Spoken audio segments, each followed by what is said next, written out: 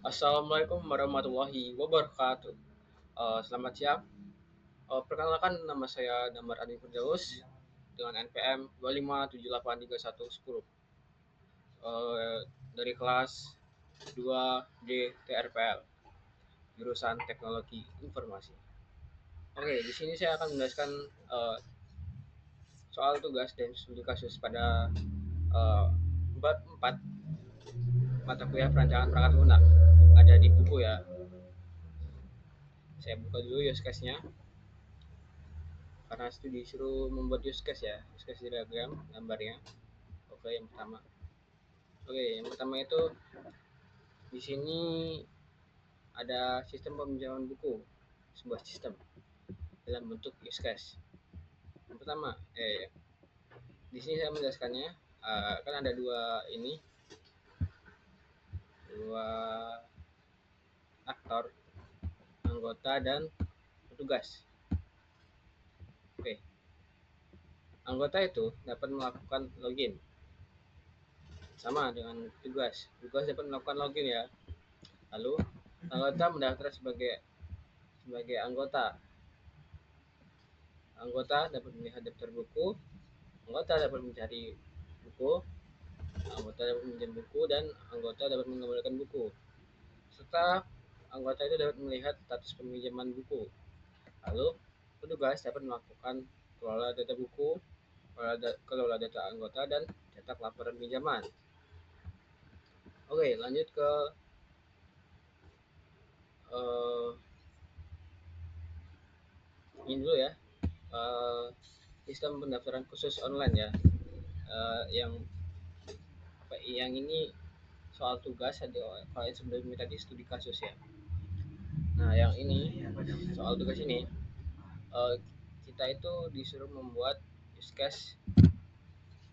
Sebentar saya bacakan ya, use case sistem pendaftaran khusus online.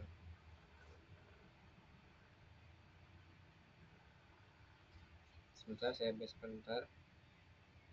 Nah, soalnya itu menganalisis fungsionalitas dengan user diagram. Skenario nya sebuah sistem pengolahan pendaftaran khusus online memungkinkan yang pertama, mahasiswa itu melakukan pendaftaran akun baru, login, cari kursus, mendaftarkan ke kursus, dan melihat jadwal kursus yang tersedia. Eh,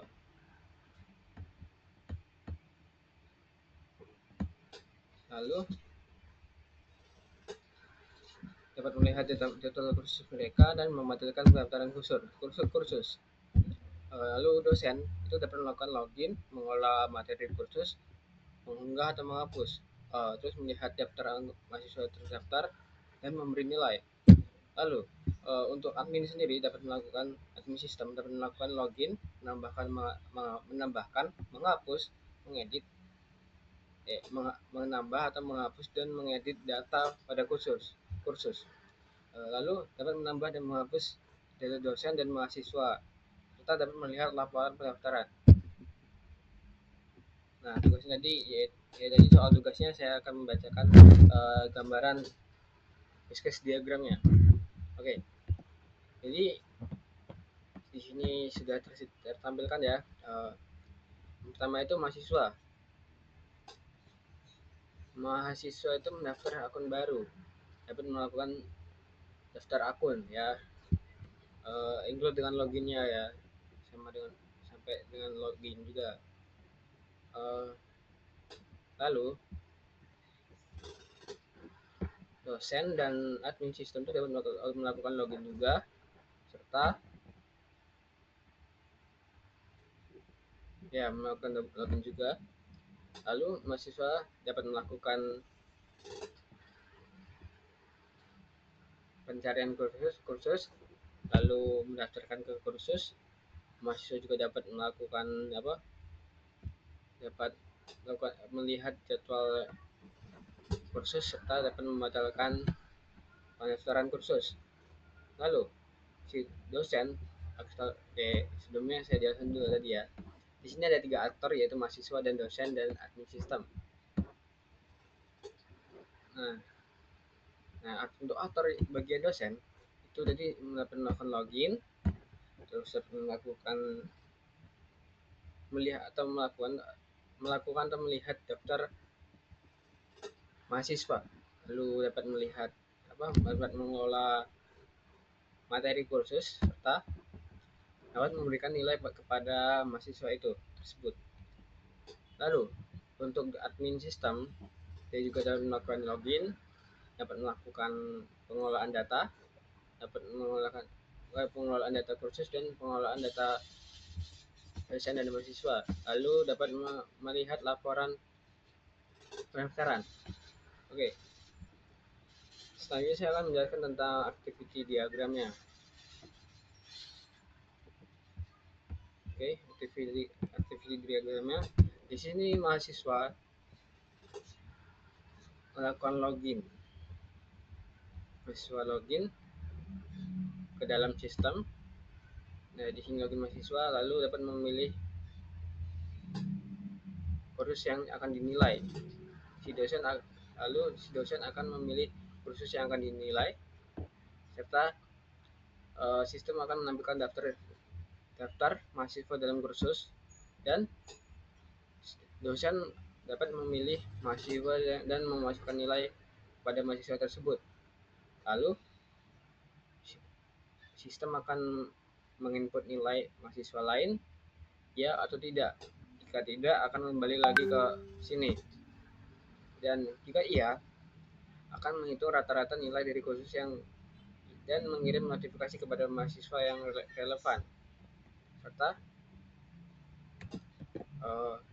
sistem dapat menampilkan nilai mahasiswa dan si mahasiswa dapat melihat nilai kursus tersebut. Oke. Selanjutnya saya akan menjelaskan tentang CQ diagramnya ya. Oke. Sini mahasiswa lakukan login ke dalam database. Terus mahasiswa mencari kursus yang tersedia pada sistem. Dan sistem menampilkan daftar kursus ke aplikasi. Nah, terus mahasiswa memilih kursus yang akan didaftar di dalam aplikasi. Dan aplikasi mengirim permintaan pendaftaran kepada sistem. Lalu sistem akan melakukan pendaftaran kursus, memverifikasi ketersediaan slot. Lalu database akan memperbarui status pendaftaran dan mengurangi slot kursus. Dan si database akan mengirimkan ketersediaan slot. Lalu sistem akan mengirimkan database jadi mengirimkan ketersediaan slot kepada sistem. Lalu sistem akan mengirimkan notifikasi konfirmasi pendaftaran pada mahasiswa. Selanjutnya sistem akan mengonfirmasi keberhasilan pendaftaran kepada si aplikasi dan aplikasi akan menampilkan notifikasi keberhasilan pendaftaran. Mungkin cukup sekian beberapa penjelasan tentang use case diagram, dan tadi ada CQ diagramnya, dan ada satu lagi ya, sebentar, di sini. Nah, di sini bisa dilihat ya, ini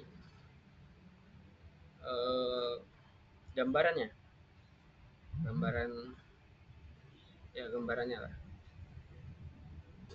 Mahasiswa itu data mahasiswanya itu apa saja, dan data dosen itu apa saja, dan serta data-data dari kursusnya, daftar kursus dan nilai.